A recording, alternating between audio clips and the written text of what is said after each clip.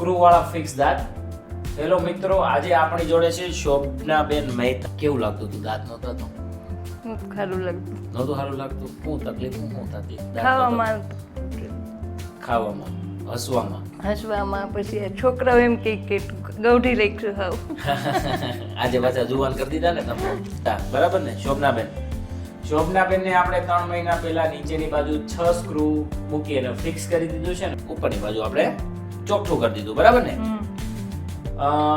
શોભનાબેન નો અનુભવ લઈએ આપણે. બોલો શોભનાબેન, કેવું લાગ્યું કરતી વખતે? દુખાવો કે એવું કઈ?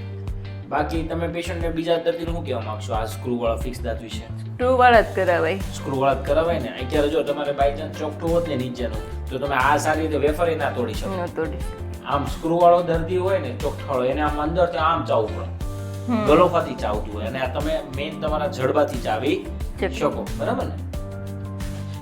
આપણે શોભનાબેનને નીચેની બાજુ 6 ઇમ્પ્લાન્ટ ઉપર ફિક્સ ચોખ્ઠું આપ્યું છે અને ઉપરની બાજુ સાદું ચોખ્ઠું આપ્યું છે. હવે શોભનાબેન બધો ખોરાક આરામથી લઈ શકશે. બરાબર ને શોભનાબેન? લ્યો ચાલુ કરો. લ્યો ચાવો ચાવો. આખું નાખી દો તમે તારે. ફિક્સ દાંત છે. પેલી બાજુ ચાવો.